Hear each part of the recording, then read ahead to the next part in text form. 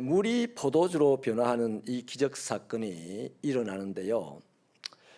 중요한 역할을 하는 사람들이 오늘 두 사람이 있죠. 이걸 가지고 우리가 말씀을 좀 깊이 두 가지를 생각해 보려고 하는데요. 하나님의 나라는요, 변화입니다. 변화. 한번 따라하십시다. 하나님의 나라는 날마다 변한다. 우리도 날마다 변할 때 하나님의 나라를 경험할 줄로 믿습니다. 생각을 해보십시오. 하나님은 말씀 한마디로 텅 비어있는 세상에 우리 눈에 보이는 온갖 아름다운 피조물을 만들어 놓았잖아요. 그 텅 빈 세상을 아름다운 세상으로 변화시켰습니다. 흙을 남자로 변화시켰습니다. 딱딱한 남자의 갈비뼈 하나를 가지고 아름다운 여자로 변화시켰습니다. 하나님의 변화의 역사는 수없이 많죠. 홍해 바다를 길로 변화시켰지 않습니까? 반려간 한 소년을 그 나라의 총리로 변화시켰고요. 그죠? 목동을 그 나라의 임금으로 변화시켰고, 하나님의 변화를 시킨 역사들을 보면요, 하룻밤 새도록 이야기를 해도 그 말을 다 예를 들 수가 없는 노릇입니다. 신약에 와 보면요, 안전뱅이를 또 소경을 창녀를 일으키시고 보게 하시고 사람답게 살게 하도록 변화를 시켜주셨습니다. 이 아름다운 변화의 기적들은 예수님에게는 날마다 일상이었어요. 예수님이 계신 곳에는 날마다 시간 아름다운 변화의 기적들이 일어났습니다. 오늘 우리들이 살아가는 이 땅에 예수님이 계신가요?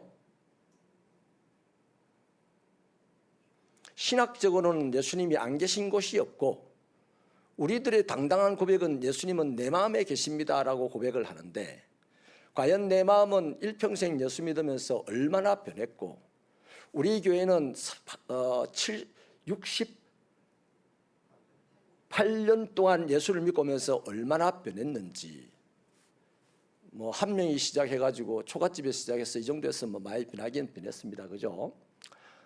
쉽게 말하면 한 사람이 천하보다 귀하다고 했으니까 그렇게 보면 그렇는데, 전체적으로 볼 때에 예수님이 계신데 왜 변하지를 않고, 심하면요 예수님이 계신데 사람들이 변하지를 않고 변질이 돼요.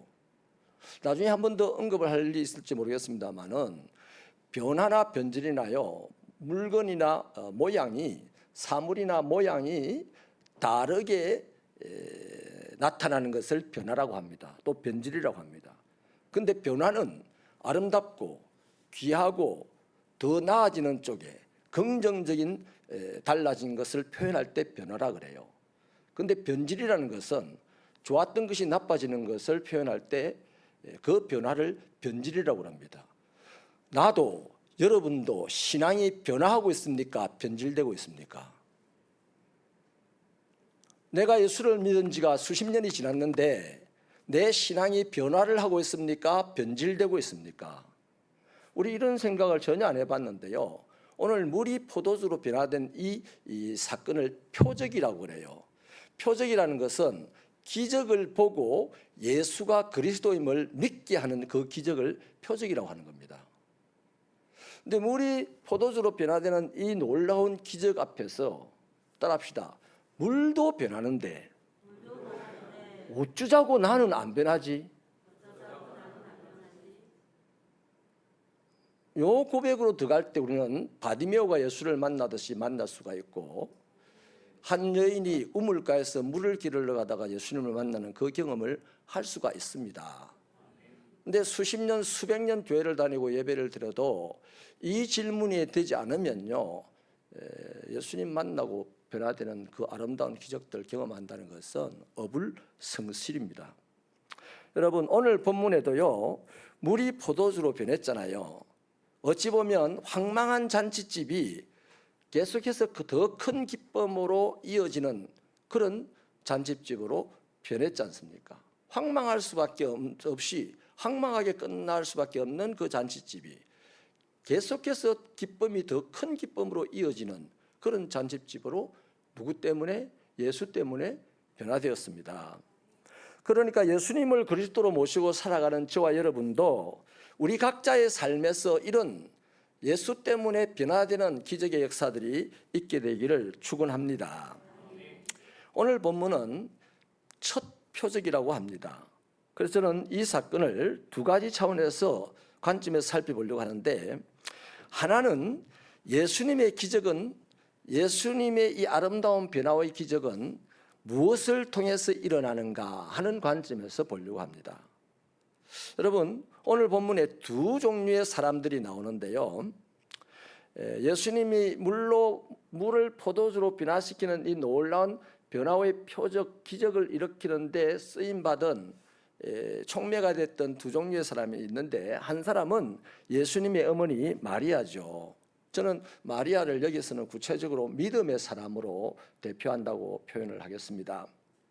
이 팔레스타인의 혼인잔치는 일주일 정도 계속 이어진다고 그래요. 뭐 가난하면 그렇게 못 가지만 대체적으로 잔치를 일주일 정도 한다고 합니다. 그런데 그 집에 포도주가 잔치도 끝나지 않았는데 떨어져 버렸던 것이죠.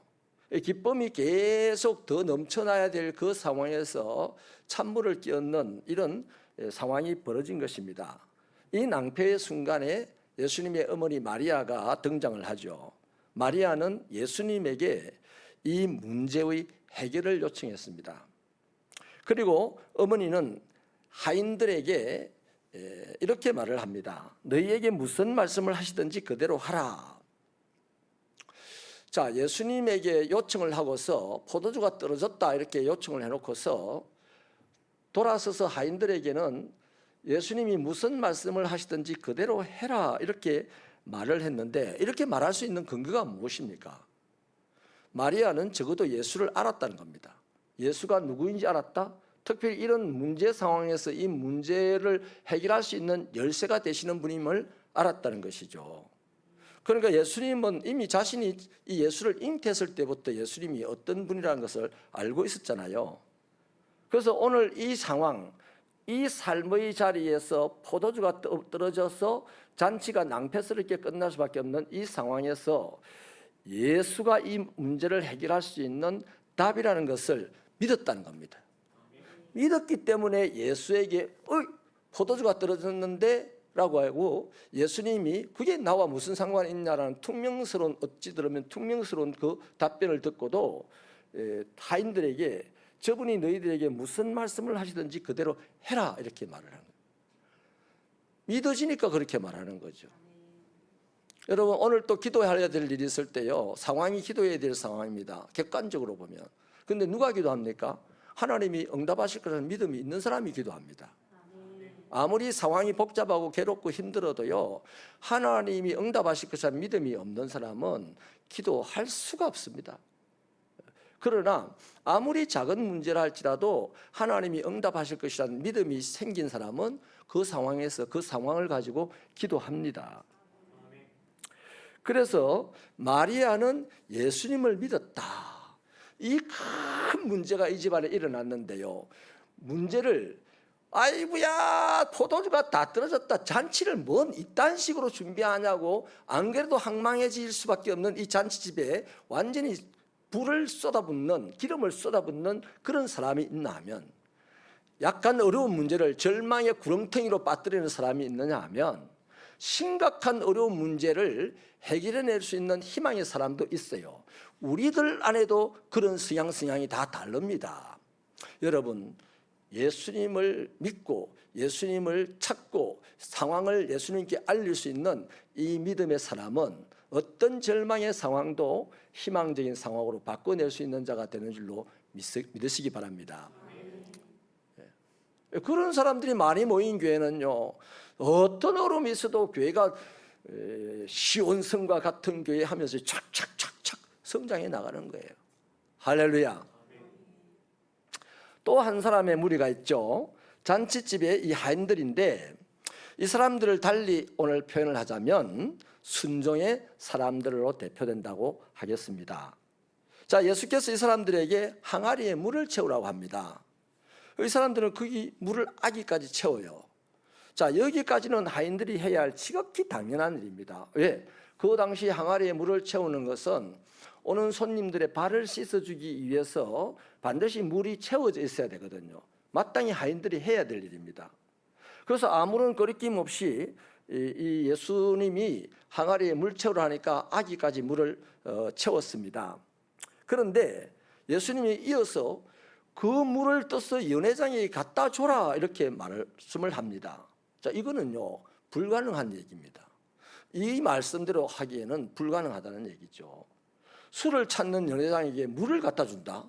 그것도 발 씻는 물을 갖다 준다. 이 하인은 그날 그 집에서 쫓겨나든지 아니면 당나귀 값에 팔려가든지 뭐 이런 일이 불을 보듯 뻔한 일이잖아요. 자, 이 발 씻는 물을 채우래서 채웠더니 그 물을 떠다가 연회장에 갖다 주라. 그러면 하인들이 아니 이분이 미쳤나? 우리 뭐 오늘 밥줄 떨어뜨리러 왔나 이분이? 이렇게 하는 것이 지극히 당연한 반응일 텐데요. 그렇잖아요. 이 사람들은 그 말에 순종하여서 물을 떠서 연회장에 갖다 줍니다. 예수님을 믿어서 순종했는지 그건 알 수 없어요. 그냥 뭣도 모르고 순종을 한 거죠. 여기서 이제 신학적으로는 예수님의 말씀에 원래 위험이 있었어요. 귀신도 듣고 벌벌 떠는 말씀이거든요. 그러니까 그 말씀에 순종할 수밖에 없을 것이다라고 학자들은 해석을 합니다만은 아무튼 이 예수에 대해서 전혀 알지 못하는 이 사람들이 예수께서 물 부어라 이렇게 부었어요. 그 물 포도주로 갖다 주라 이랬어요. 이거 갖다 주다가는 자기 직장 떨어지는 거죠. 또 오늘 이 연회장을 망치려고 작정하지 않는 한은 그 말씀에 순종할 수 있겠습니까? 못할 일이잖아요. 근데 이분들은 순종을 했습니다. 한번 따라합시다. 예수 앞에서 멍청했더라. 그래요. 똑똑하면 예수 못 믿어요. 예수 앞에서 똑똑하면 예수 못 믿어요. 예수 믿으려 할 때 이미 세상 끝나버려요. 예수 앞에서, 예수 말씀 앞에서 멍청해야 예수를 제대로 믿고 따라갈 수가 있습니다. 이 사람들은 멍청하게 주님이 하신 말씀에 순종하여 물을 떠서 연회장에 갖다 줬어요. 그 순간 연회장의 손에서는 뭐가 변화가 됩니까? 포도주가 이미 되어 있는 거죠. 그래서 연회장이 깜짝 놀라서 왜 이 집에는 좋은 술을 먼저 안 내고 좋은 술을 더 나중에 내느냐 이렇게 칭찬을 하더라는 것입니다. 여러분, 가나의 이 기적은 오직 예수님만 가능한 표적이라고 했습니다. 예수가 주 되시고 예수가 그리스도이심을 알리기 위한 기적이라고 했습니다. 여러분, 우리가 고백을 하잖아요. 예수님은 세상을 창조하시고 유지하시는 분이잖아요. 그러므로 그분에게서는요, 우리가 말하는 이 변화의 기적은 일상입니다. 죽은 자가 살아나고 병든 자가 치료되고 가난한 자가 부유하게 되고 산이 들어와서 바다에 떨어지고 물이 포도주가 되는 이거는요 아주 가벼운 일상이라고요. 우리한테는 우리가 보기에는 천년에 한 번 일어날까 말까한 그런 기적 같은 일이지만은 예수에게는 매 분초마다 일으킬 수 있는 일상적인 일이라는 것입니다. 그러나 그 일상적이고 평범한 일도, 예수님의 그 일도 우리에게는 대단한 기적이지만 이러한 일은 반드시 사람을 통로로 삼고 일어난다는 것이죠. 예수의 기적, 예수의 축복의 통로가 되시고 기적의 통로가 되시기를 축원합니다. 그러면 어떻게 해요? 이분이 어떤 분인지를 믿고 이분의 말씀에 순종하는 자를 통하여서 예수의 일상적인 기적은 오늘도 이 땅에 일어난다는 것입니다. 그래서 오늘 그리스도인들에게 예수를 믿는 믿음과 그분의 말씀에 순종하는 것이 그렇게 중요하게 다루어지는 이유가 되는 거예요. 영락교회를 개척했던 한경직 목사님의 그 초기 간증집을 읽어보면요, 그 안에 이런 내용이 있습니다. 그 개척을 하고 이제 교회를 건축을 해야 된다 하는 이 시점에 성도들이 150여 명 됐대요. 피난 온 성도들이 이제 모여 살았습니다. 다 그냥 리아카 끌고 옛날에 그 넝마 있잖아요, 넝마. 그런 넝마 생활을 하는 분들이었대요. 근데 이 150여 명이 이제 교회를 지어야 되겠으니 한경직 목사님이 대단한 요구를 했다고 합니다. 다음 주에 올 때까지 여러분들 집에 열흘치 양식을 남기고 전부 다 교회에 내세요. 이렇게 이제 요구를 했답니다. 요즘 그렇게 요구하다가는 바로 그 다음 주에 쫓겨날 것 같아. 그 한 목사님이 교회를 건축을 해야 되겠으니 여러분이 열흘치 양식을 남기고 나머지는 전부 다 교회에 내시기 바랍니다. 이렇게 요구를 했는데 그 요구에 응답한 사람이 53명이었대요. 그런데 그 53명을 통해서 이제 교회가 의사의사 해가지고 그 석조 건물 그게 지어졌답니다. 그 석조 건물을 이제 짓고 난 다음에 30년 세월이 흘러가는 동안에 이 목사님의 간증이 여기가 키포인트입니다. 그 53명이 대한민국의 300대 기업 안에 다 드는 회장님이 되었대요. 회장님 필요 없고 뭐 우리 심평리의 반장 정도만 해도 뭐 한 50만 원 한 달 사례만 나와도 괜찮겠답니까? 그래 안 할게 저는 여러분한테. 하나님의 말씀을 전하는 사람의 그 말씀에 하나님의 말씀으로 받아들이고 150여 명 중에 53명이 응답을 하더랍니다. 순종의 응답을 하더래요. 그 한경직 목사님이 오랫동안 사셨어요. 그죠? 100살이 훨씬 넘도록 사셨잖아요. 그래서 사시면서 끊임없이 그분들을 관찰했지 않겠습니까? 목숨을 내어놓고 열흘치 양식만 남기고 자기 재산을 뭐 그렇게 많지도 않았겠지. 몇십만 원 이렇게 다 뭐 요즘을 치면 뭐 모든 재산을 내놓은 거 아니겠습니까? 그렇게 내놓은 사람들을 강 건너 불 보듯이 했겠습니까, 목사님이? 늘 그들을 위해서 기도하면서 오늘은 아프면 아프면 안 됩니다. 저분들이 하나님 앞에 하나님의 전을 짓는다고 얼마나 희생을 했습니까? 뭐 이러면 기도하는데 살펴봤는데 30년이 지나고 난 다음에 그분들이 300대 기업 안에 다 드는 총수들이 되어 있다고 간증을 하시더라고요. 여러분, 뭐 그거는 뭐 나무교회 얘기니까 내비두고요. 이 말씀은 꼭 명심하십시오.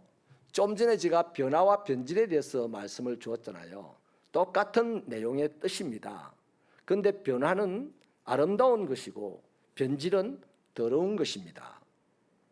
잘 들으십시오. 내가 하나님의 백성으로서 내 삶의 자리에서 예수 그리스도에 대한 믿음과 순종이 결핍되어 있으면 그 사람의 신앙의 삶은 끊임없이 변질되어 갑니다. 뒤집어서 말하면 그 사람의 삶이 믿음과 순종으로 연결되어져 가면 그만큼 변화되어져 갑니다. 이 중요한 겁니다. 우리 신앙생활에. 성경을 뭐 얼마나 알고 뭐 이거보다 훨씬 더 중요한 얘기 지금 이 한 두 줄 문장이에요. 내가 어차피 지금 예수 안에서 하나님의 백성이라면 하나님의 말씀으로 사는 사람들이잖아요. 그러면 그 하나님을 믿는 믿음과 그 말씀에 순종하는 만큼 우리는 변화의 기적을 경험하면서 삽니다. 그 사람만이 어제보다 오늘이 낫고 오늘보다 내일이 나은 거예요. 그 사람만이 겨자씨가 큰 나무가 돼서 되는 거예요. 그런 사람만이 시작은 미약하지만 나중은 힘이 창대하게 되는 거예요. 반대로 하나님을 믿습니다라고 하면서 나는 신앙인이요라고 하면서도 하나님에 대한 믿음이 결핍되어 있고 하나님의 말씀에 순종하는 것에 인색한 사람은 그의 신앙이 변질되어 간다는 겁니다. 여러분, 변질은 나쁜 겁니다. 우리의 삶이 날마다 변화되어서 그리스도의 장성한 분량에까지 이르게 되기를 축복합니다. 두 번째 살펴볼 관점이 뭐냐면요, 사명이라는 관점에서 살펴보려고 하는데요. 물이 포도주가 된 이 사건을 보면 이제 더 이상 잔치는 끝났다는 얘기가 됩니다. 깨어진 잔치인 거죠. 이런 차원에서요, 원래 하나님이 만드신 세상은 잔치집이잖아요. 원래 하나님이 나를 그리스도인 되게 한 그 시절은 잔치집 시절이잖아요. 자, 그런데 그렇게 아름다운 세상을 주셨고 또 아름다운 삶을 우리에게 주셨는데, 그러므로 그리스도인의 삶의 자리는 항상 잔치로 가득해야 됩니다. 잔치해야 되는 거죠. 하지만 어느 날부터 우리는 내 기분 때문에 하나님 잠깐 비켜주세요, 내 삶의 형편 때문에 하나님 잠깐 모른 척 해주세요, 뭐 이렇게 저렇게 하면서 하나님과 점점 거리를 벌려놓고 내 편한대로, 내 기분대로, 내 감정대로, 내 형편대로, 내 환경대로 사는 거죠. 그 내 기분이 하나님과 가까이 하고 싶으면 또 하나님과 쫙 붙게 되고, 내 형편이 좀 더 나아지면 하나님께 좀 더 잘하려고 하게 되고, 잘하려고 하고, 뭐 이런 변화무쌍한 삶의 태도를 보이고 있죠. 자, 그렇다면 어떻게 됩니까? 결국에는 깨어진 잔치집이 되는 거죠. 내 삶이, 내 마음도, 내 신앙생활도, 내 활동도 다 주님과 거리가 생기는 만큼 깨어진 잔치집의 모습이 된다는 거죠. 그 깨어져 버렸어요. 이게 인류의 역사도 마찬가지입니다. 하나님은 에덴 동산이라는 잔치집을 만들어 놓았고 거기서 잔치를 벌이면서 맨날 살아라고 했더만은 이 사람들이 하나님과 거리를 쫙 둬버리고 마귀와 좀 가까이 하더니 그냥 잔치집이 다 깨져 버렸어요.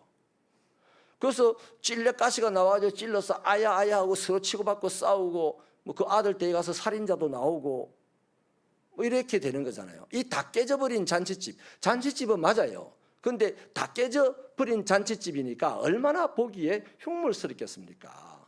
그래서 마귀가 보고 킥킥킥 안 하겠습니까? 제발 부탁합니다. 마귀가 저와 여러분을 보고 킥킥킥거리지 않는 그런 잔치의 삶을 살아가는 신앙이 되기를 축원합니다. 세상이 우리를 보고 예수를 믿고 예수 따라 사는 것 때문에 조롱하거나 비웃는 것은 받아들일 수 있는 일이지만은, 구질구질하게 살아가는 것 때문에 비웃는 것은 받아들일 수 없는 일이잖아요.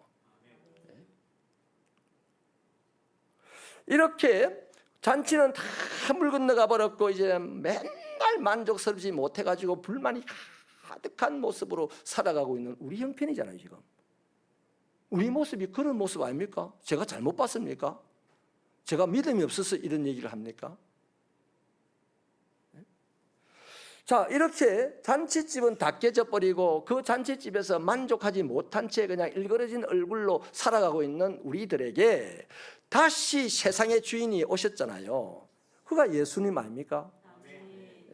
자, 율법의 항아리로 정결하게 할 수 없어서 맨날 불평과 불만과 두려움 속에 빠져 살았던 이스라엘을 다시 정결케 하시려고 오신 예수님, 포도주가 떨어진 그 집에 포도주가 다시 있게 하셔서 기쁨이 끊임없이 샘솟도록 하시려고 오신 예수님, 우리 삶에 죽음이 지배하는 이 내 인생의 삶에 다시 오셔서 영원한 생명의 삶을 살아갈 수 있도록 변화시키려 오신 그 예수님이 저와 여러분의 주인인 줄로 믿습니다.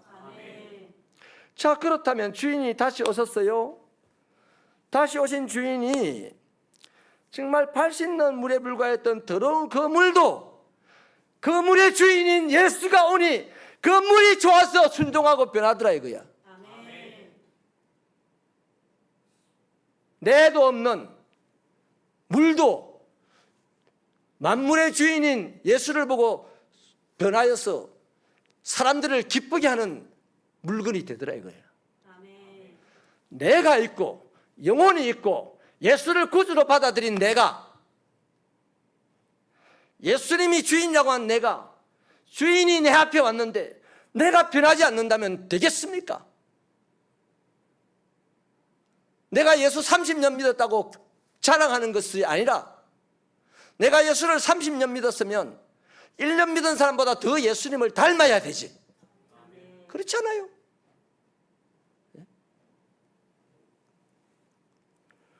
그야말로 발 씻는 더러운 물에 불과했던, 마실 생수도 못됐던 그 물도 주인을 만나서 포도주로 변해가지고 수많은 사람들을 행복하게 하고 그 잔치집을 풍성하게 했는데, 나 이 한 사람도 주인된 예수를 만났다면, 모셨다면은 나로 말미암아 교회가 풍성해져야 되고, 나로 말미암아 우리 집안이 풍성해져야 되고, 나로 말미암아 이 동네가 행복해져야 되잖아요.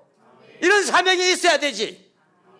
주야 우리 집 잘 되게 해주세요만 아니라 하지 말라는 얘기는 안 해요. 우리 집도 잘 돼야지. 나로 말미암아 이 세상이 행복한 세상이 되게 해달라고 주님 앞에 나를 드려야 되잖아요. 그게 사명 아닙니까? 그게 우리 사명이에요. 물이 포도주로 변했던 것 같이 주인된 예수님을 모시고 살아가는 내가 내 삶의 자리에서 찾아오신, 오늘도 내 삶의 자리에 찾아오신 그 예수 때문에 일그러졌던 얼굴이 변하여 환해지고 퉁명스러웠던 말투가 변하여서 부드러운 말투가 되고, 그게 변합니다. 그런데 예수를 오래 믿었는데 뭐 이러던 변질이야. 그거는 예수를 오래 믿고서 말씀을 많이 안다고 그 말씀 가지고 탁탁 이렇게 사람을 쪼개나가는 사람들, 그 변질이에요. 신앙의 변질이 돼서 그래요. 신앙의 변화가 된 사람은 예수를 믿을수록요 더 나쁜 사람도 친구로 만들 수가 있고, 옛날에는 내하고 친한 사람들만 좋아하고 사랑하고 그랬는데 이제는 예수를 좀 더 믿어서 변화가 되고 나니까 원수도 친구로 만들 수 있고, 이렇게 되는 거죠. 사랑하는 성도 여러분, 이제는 말씀을 마치겠습니다. 야곱이 변하여서 이스라엘이 됐을 때 생각해 보세요. 야곱은 모든 것을 다 잃어버리고 자기 한쪽 다리도 잃었어요. 그런데 변했습니다. 얼굴이 해보다 더 밝았다고 했습니다. 그리고 에스를 지배하는 인생이 되었습니다. 이스라엘의 시조가 됐지 않습니까? 우리도 마찬가지예요. 오늘 이런 힘든 일도 있고 저런 억울한 일도 있고 괴로운 일도 있고 수많이 내 환경이 좋지 않은 그런 상황이 있습니다. 그러나 우리는 그것 때문에 변질되어서는 안 되고 예수 때문에 변화되어야 하는 사람들입니다. 그러므로 예수 때문에 변화되면 이 환경들도 다 내 따라서 아름답게 변화될 줄로 믿습니다. 그 제가요 목회하면서 제일 크게 깨달은 게 그거예요. 청년 사역을 할 때는요 모토가 우리가 세상을 변화시키자였습니다. 근데요 그게 거짓말이더라고요. 틀린 말이더라고요. 내가 안 변하는데 무슨 세상이 변한단 말입니까? 저 우리 교회 와서 깨달았어요. 그래서 지금은 제 개인적인 모토가 바뀌었습니다. 내가 변해야 된다. 하나님의 목적물은 나다. 내가 변하면 내 주변이 하나하나 변하게 되어 있다 하는 것입니다. 말씀을 마칠게요. 11절을 보십시오. 예수의 이 표적을 보고 그의 나타나신 영광을 보았습니다. 그리고 제자들이 예수를 믿었다고 합니다. 여러분, 이제 제자들도 물이 포도주가 됐듯이 어중이 떠중이들도 예수님의 제자들이 됐다는 겁니다. 믿었다는 거죠. 긴가민가하고 따랐던 사람들도 이제 제대로 믿었다는 겁니다. 그래서 표적이라고 하는 거예요. 질문 드리고서 마칠게요. 오늘 우리는 주인 되신 예수님을 만났습니까? 만나야 합니다. 나의 주인 되신 예수님을 만나서 내 생각이 변하고 내 성품이 변하고 내 인생이 변하고, 그래서 나로 말미암아 우리 가정이 아름답게 변하고 우리 교회가 아름답게 변하고 우리 사회가 아름답게 변하는 그 축복의 통로, 기적의 통로가 우리 새벽교회 성도 여러분 되기를 축원합니다. 하나님, 이 세상의 주인이기 이전에 나 자신의 주인이신 주님을 믿게 하여 주시옵소서. 그리하여서 나부터 변화되어서 나로 말미암아 주님의 변화의 기적이 온 세상에까지 흘러가는 것을 보는 날마다 큰 기쁨의 잔치가 우리 인생이게 하여 주옵소서. 예수님 이름으로 기도하옵나이다. 아멘.